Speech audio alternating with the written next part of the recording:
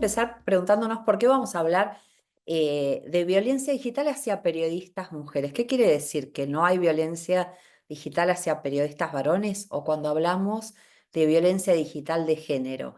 ¿Por qué lo hacemos? En realidad, porque lo que se está viendo en las mediciones de lo que es las distintas formas de violencia digital, que después vamos a ir viendo, es que tiene una forma muy diferenciada. Tiene una forma diferenciada en niñas, niños, en adolescentes, mujeres y varones, y también en adultos. Eso es lo que estamos viendo. Y parece como que voy abriendo el paraguas, pero no está mal porque nos lo van a preguntar también, ¿no?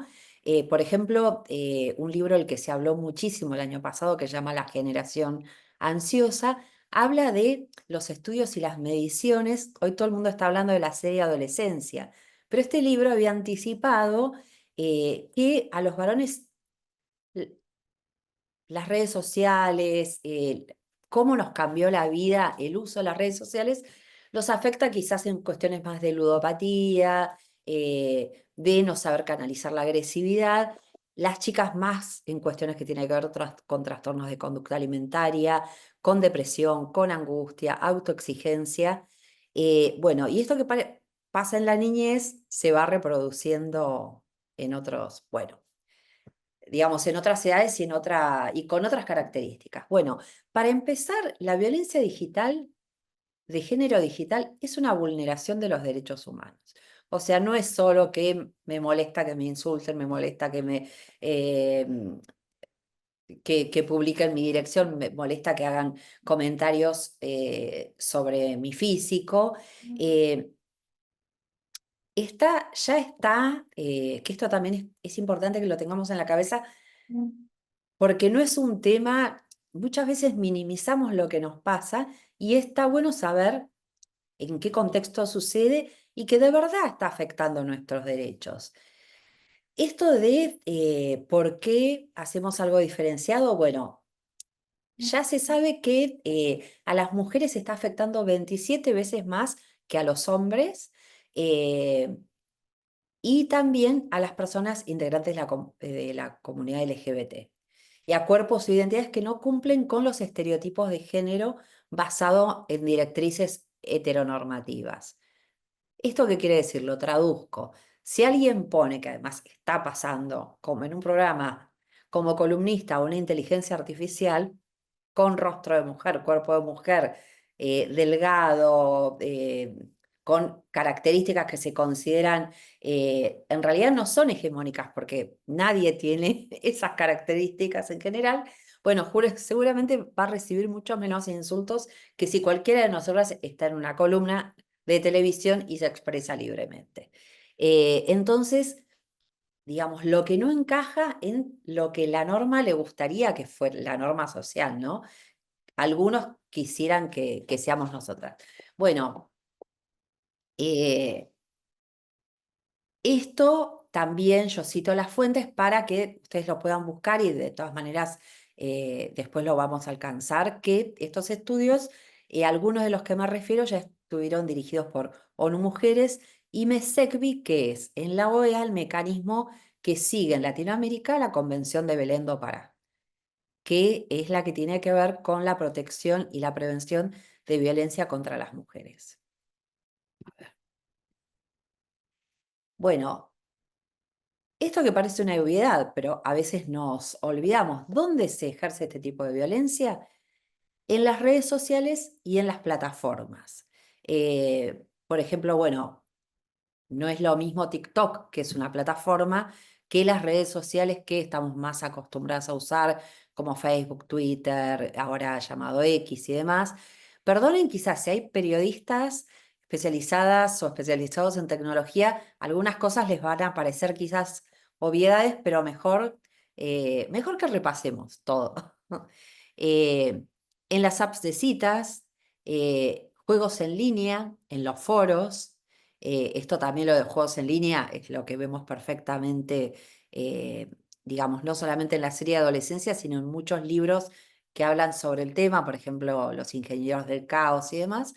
Bueno, y todo lo que son emails y mensajerías instantáneas, Telegram, son como ejemplo, porque hay múltiples plataformas, redes, pero ¿a qué llamamos? Para delimitar. Vamos a estar hablando de lo que sucede en estos lugares. Ustedes podrán decir, por ejemplo, pero pará, si estamos hablando de periodistas, ¿por qué traes lo de app de citas? Porque se han visto casos, o sea, cuando hay un ataque sistemático, puede llegar a suceder que se metan las apps de citas como para seguir con el hostigamiento. Esto no es para poner, eh, digamos, activar nuestras paranoias y demás.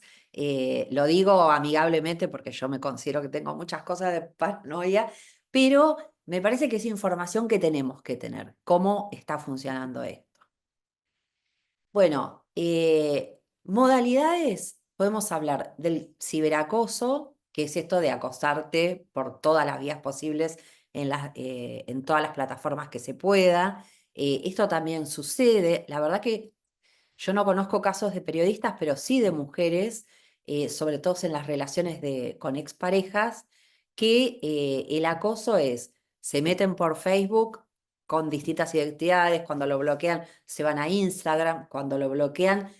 Hay casos que hace 2 años era una novedad, pero ahora es muy común, que en el acoso, por ejemplo, un hombre que tiene una medida de restricción en su contra, que no se puede comunicar con la mujer o que la ha amenazado, que le transfiera un peso por Mercado Pago. Entonces, bueno, para una mujer que tiene una denuncia de violencia de género, que te aparezca la notificación cada 10 minutos que te transfirieron un peso, es absolutamente intimidante. Eh, pero bueno, pero esto sucede cada vez más. O sea, teníamos un caso, hablo de tener casos porque los que estamos con todo este tema de los derechos digitales, nos vamos pasando las novedades que hay en los casos porque es como un derecho en construcción, una forma de vida en construcción. Así que, bueno, las amenazas en línea, la distribución no consensuada de imágenes íntimas. Acá no actualicé este material porque hablamos de material íntimo. Eh, Porque puede ser imágenes, puede ser conversaciones, pueden ser audios. El doxeo, te pido, Cecilia, por favor, que te fijes si tienen en claro qué es el doxeo. Y no importa, no se preocupen, digan abiertamente, así explicamos qué es. Si alguien quiere que lo expliquemos, por Perfecto. El ahí va a doxeo, sumar, me parece. El doxeo es cuando publican datos privados tuyos que tienen que ver con tu dirección, dónde vive tu familia, dónde trabajas, que lo publican en las redes sociales. Esto es con el fin de hostigar, amedrentar, amenazar. Esto yo lo discutí bastante porque a mí una vez me pasó que sacaron un dato que yo tenía en LinkedIn y lo pusieron en Twitter para mandarme haters. Y es algo que tenemos que explicar, porque algunos me decían, pero ¿de qué te quejas si lo tenías en LinkedIn? O lo que le pasó, por ejemplo, a una escritora que empezaron a circular una foto de ella con la hija que tenía en Instagram. Nosotros tenemos que explicar que uno tiene expectativas de diferentes cosas. O sea, si yo hice un curso eh, de cocina no sé, cocina para gatos, en algún momento de mi vida y lo tengo puesto, que después se usen eso para deslegitimar una opinión mía cuando estoy opinando del ministro de la Corte, es hostigamiento. Pero eso es un caso extremo. Lo que suele pasar, que es muy grave, es cuando se publican las direcciones. Que esto lamentablemente ha sucedido un montón, ha sucedido contra periodistas, contra juezas, eso es doxeo. Eh, el trolling o el troleo es cuando, esto es algo que está muy organizado, cuando salen en banda a hostigar a una persona. Que esto a veces, sobre todo cuando uno empieza a tener una voz más pública, puede pasar, o sea, sí, yo lo veo que pasa con personas públicas como diputadas, diputados, periodistas muy conocidas, escritoras, ¿qué puede pasar? Que hagan cualquier opinión y ya esté organizado que salen todos en banda a agredir a esa persona en las redes. Y esto es algo que se multiplica y es muy difícil de pararlo. Porque después hay algunos que están organizados y otros que se suman, porque a la ola, digamos. Bueno, la extorsión sexual, que esto quizás es mucho más difícil encontrarlo, por lo menos hasta donde conozcamos, en los para trabajadoras de la prensa, periodistas y demás, pero sí también está sucediendo mucho que alguien haya generado alguna imagen y amenace con difundirla si otro no hace determinada cosa. Bueno, producción y difusión de fake news, no tengo que explicarle. Y todo lo que es violencia de género con el uso de tecnología, que es, digamos, la amenaza que antes te hacían en la cara, te la hacen en el WhatsApp o el control y demás. Body shaming, que es esto de burlarse del cuerpo, que esto es algo que pasa las 24 horas en todas las redes sociales. Limitaciones a la autonomía digital y monitoreo de movimientos, también limitaciones a la autonomía digital es algo que pasa muchísimo también en relaciones, en vínculos interpersonales, con exparejas, eh, digamos, más en el ámbito, diría yo, de las exparejas o de las parejas, cuando quieren controlar las claves que uno tiene, te quieren revisar los mails, te quieren revisar los mensajes y demás. Y el monitoreo de movimientos es algo que le ocurre a todo el mundo. O sea que es muy fácil ir rastreando dónde está una persona a través de las apps. Y hay fuentes abiertas eh, que permiten saber desde dónde uno está tuiteando eh, y demás. Bueno, ciberflashing, que es cuando te mandan una imagen de partes íntimas que uno no había solicitado ni tenía ganas de recibir. Y las deepfakes son la alteración de imágenes, se llama de este nombre, porque cada uno le va poniendo el nombre como son todas cosas que aparecen, la alteración de imágenes con contenido sexual de personas que está siendo también muy importante, lo están haciendo con inteligencia artificial. Y me temo, está pasando mucho en los colegios secundarios, me temo que en un año electoral va a empezar a suceder más con periodistas y con candidatas y candidatos. Bueno, ¿qué características propias tiene la violencia online contra las periodistas? Eh, todo lo que trae el mundo online es que de alguna manera crece todo lo que antes estaba latente. Y crece de una manera muy dañina, porque antes alguien te podía mandar una carta diciéndote sos una idiota, inútil, qué sé yo, la tirabas y ya estaba. Ahora te ponen tu cara, mienten con una noticia y anda a encontrar eso que está circulando. Entonces, características el anonimato, la movilización y la polarización de los grupos eh, propician también que crezca la agresividad. Esto que decíamos, bueno, todo el mundo le está pegando a fulanita porque dicen, que esto, nada, Ana Prieto conoce tantos casos como yo, dijeron, pero fulanita parece que tuvo que ver con que mataron a una gallina. Dicen, pero te fijaste, no, pero se lo leía tal, a tal y a tal, pero lo empezó uno y era mentira. Bueno, eh, en general no se miden las consecuencias por parte de los otros. A mí me pasó un montón de veces de contarle a amigas de fuera de los ámbitos de la comunicación, de decirle, no sabés, alguien me puso una foto diciendo que me viera a buscar con un falcón verde.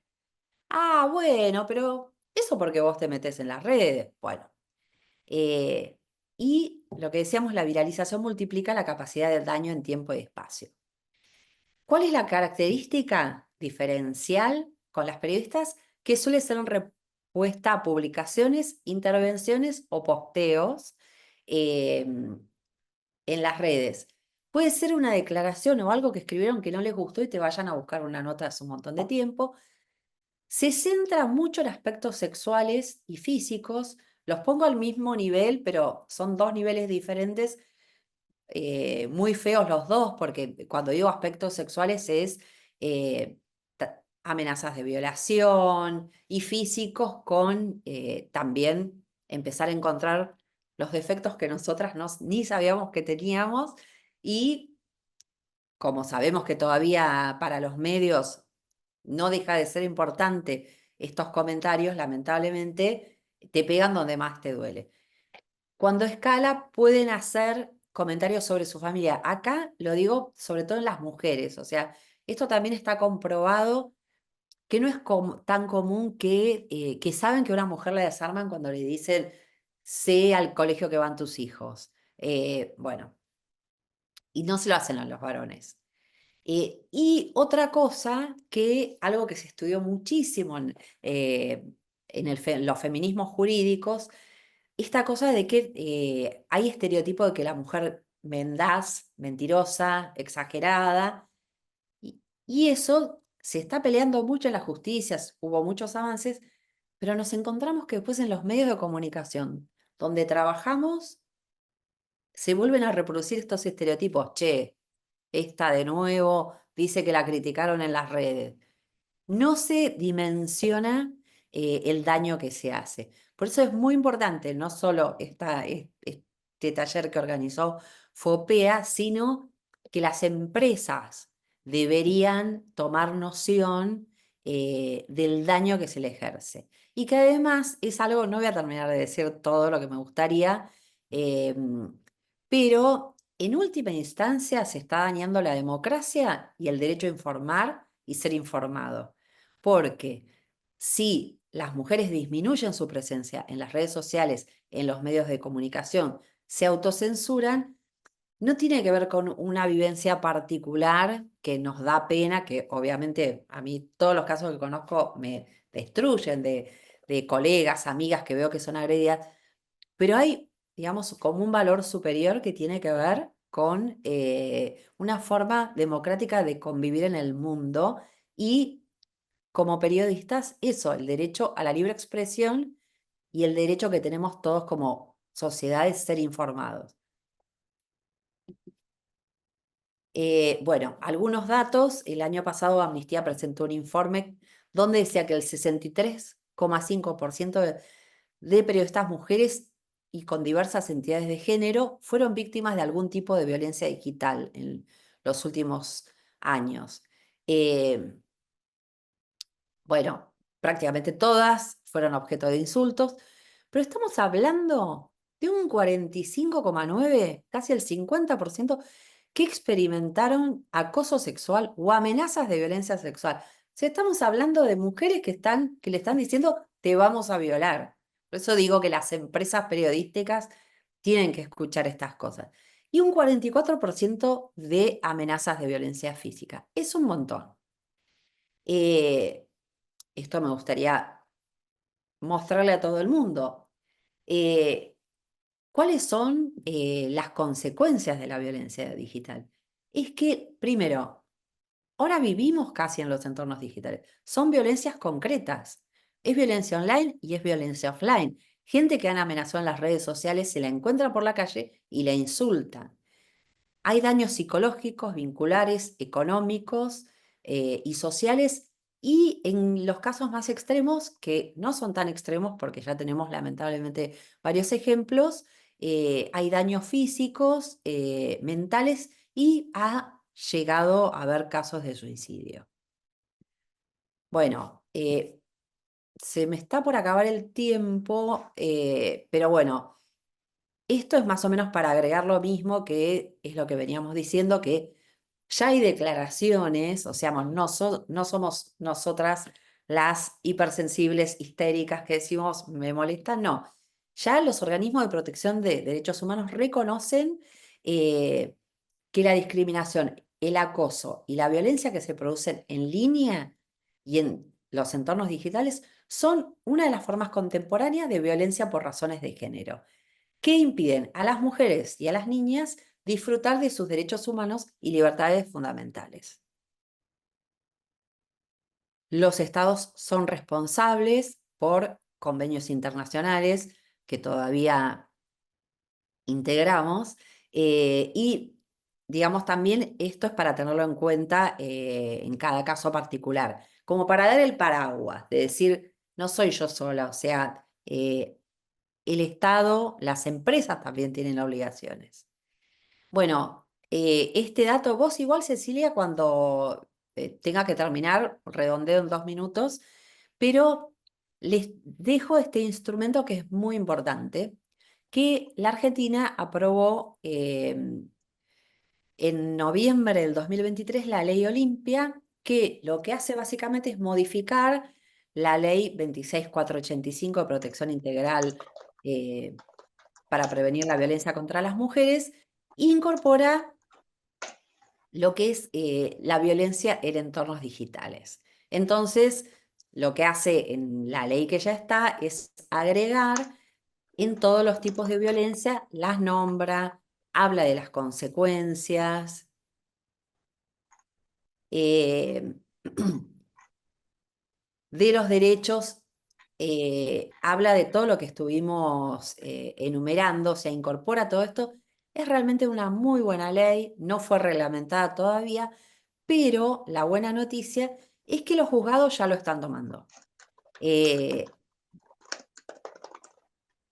La mala noticia es que determina algunas herramientas que son muy importantes que no se están cumpliendo. Por ejemplo, que se otorguen medidas de protección urgente, que se otorgue patrocinio jurídico gratuito y peritaje, porque no es fácil probar el acoso digital por varias razones. Primero, por desconocimiento y otro, porque se necesitan algunas herramientas.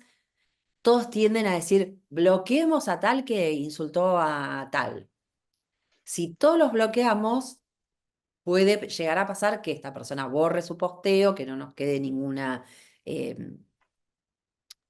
ninguna constancia de lo que pasó, pero de todas maneras, aunque no se esté implementando todo esto, son ya obligaciones del Estado. Entonces, de cualquier manera, uno puede tomarlas en cuenta cuando hace una denuncia, para hacer un protocolo. Esto ya está, es buenísima. Les recomiendo que si no están familiarizadas, que la lean bien, porque es todo un abanico de derechos que ustedes tienen para hacer cualquier reclamo. O sea, todos sabemos que lo podés hacer, lo podés leer, lo podés denunciar todo, pero si difundieron algo horrible sobre vos en las redes, eh, es horrible de todas maneras hasta que se encuentre una solución. Este es el problema de... Bueno, igual yo quiero decir que tenemos herramientas que por suerte está Ana Prieto, que acá, digamos que es una genia y va a desarrollar toda esta parte, pero para no terminar con algo pesimista, hay formas, el autocuidado digital, que es algo de lo que va a hablar Ana y que hay que seguir profundizando. eh, no subestimen el autocuidado digital. El tema de cuidarse en cada red social, o sea, es como una casa, como antes uno iba, bueno, vas a un descampado a las 4 de la mañana y tenés determinados recaudos, bueno, los descampados son las distintas redes, hay que estar más o menos la configuración de privacidad, tenés que elegir qué haces en cada uno. Es así, es lo que nos tocó. Antes uno decía, bueno, que voy en ojotas, en pijama a comprar a la esquina. Bueno, acá también tenés que pensar 2 minutos antes de entrar a una red social. Preservar pruebas, como la mayoría de la justicia no está capacitada, hoy es importante la captura de pantalla, pero si alguien te lo quiere pelear, no es suficiente.